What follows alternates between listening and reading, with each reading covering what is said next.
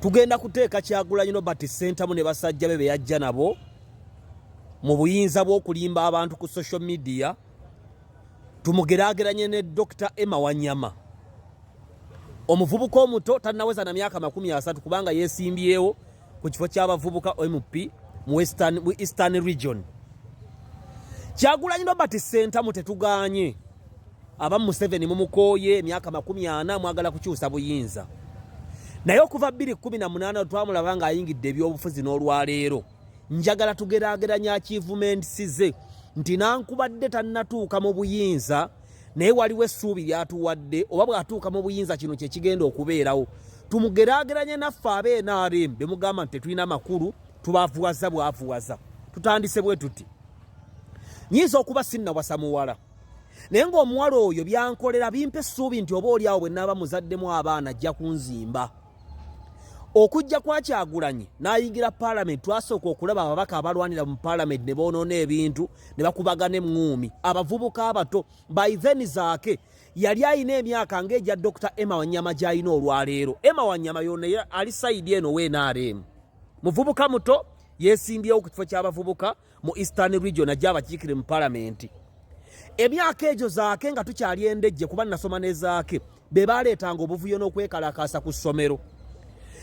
Gurupu eyajja ne Kyagulanyi ye Dr. Stella Nyanzi, omuwemuzi Kkungwa, ayogera ebigambo ebitasikana mu kamwa. Stella Nyanzi mujjukira bulungi, ayogera ebigambo ebitasika mu kamwa. Okujja kwa Kyagulanyi kwe kwajja n'omulembe ogwavuma Kabaka mu 2018, 2017, 2018 omulembe ogwavuma Kabaka ku ttaka ly'e Busaabala. Omulembe gwa Kyagulanyi wetulabira ebibinja by'abantu nga bapengepenge balumbuye Kyagulanyi bawaana buli lunaku nti n'abakubi alien skin yabagambye nti abavubuka b'e Busoga mwebale nnyo muve ku bivubuka by'e Buganda ebisiru ebitalina kye biyinza kukolawo nga Museveni abitulugunya. Kyagulanyi ye yajja n'okusosola mu mawanga openire ng'ate omukazi gw'alina ewaka mu Nyarwanda, ng'atagamba nti abasajja bajja nasima twabayamba baatulira ente zaffe batuuse embuyinza tebatuyambye. Kyokka abatuuse embuyinza batamuyambye, mu mulembe mwagaggawalidde era mwafunidde buli kimu. Katuze ku Dr. Emma Wanyama. Dr. Emma Wanyama muvubuka atannabaza na myaka 30, naye nga CEO wa foundation eya Pure Hearts Child Foundation Uganda, eyambye abaana abasoma mu 15,000. Era amasomero ag'ebbeeyi wano mu Kampala, kuba basomesa amasomero ga bbeeyi okuli Naalya, okuli Zinnamugongo, okuli Seta High, zisobola okumujula n'olwaleero w'enjogera waliyo abaana abava mu Pure Hearts Child Foundation Uganda. Dr. Emma Wanyama eyali ku street n'afuna omuzira kisa n'amuyamba n'amuweera musajja atunaamanya ennaku ye yamujja e Bugisu, n'asoma n'afuuka dokita akola ebbombo. Bino byenjogera bya mazima nti akola bbombo mu ddwaliro ly'abamagye. Kyokka ate olwaleero yeesowaddeyo ng'omuvubuka awa testimony ku NRM okwesimba wakiikira abavubuka.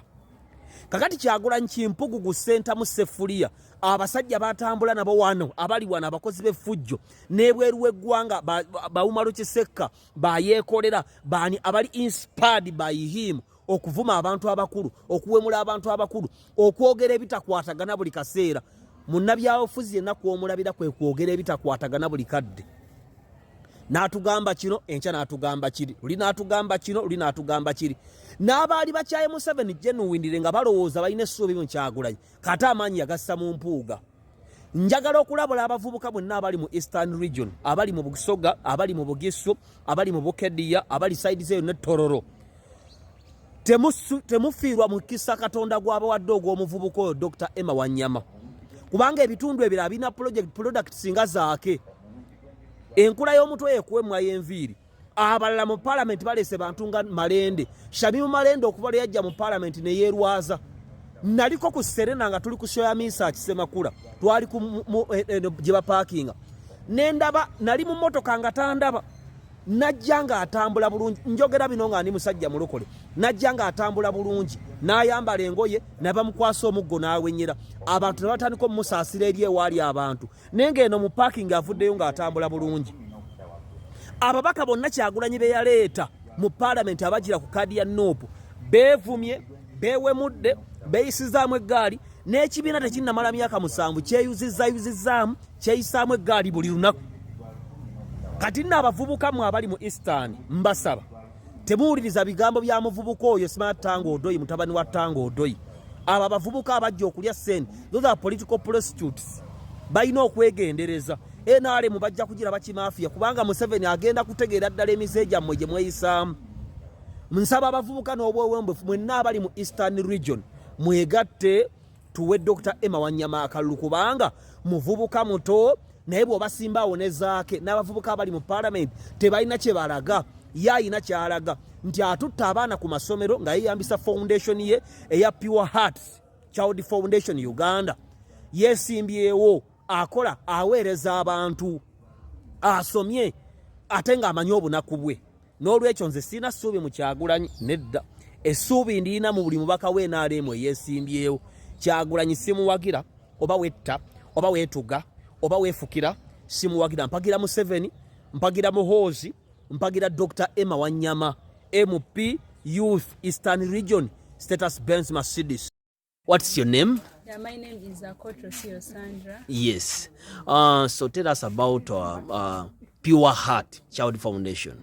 Yeah, Pure Heart Child Foundation is mainly a scholarship foundation that is meant to cater for kids of the, like people who are not able to pay fees.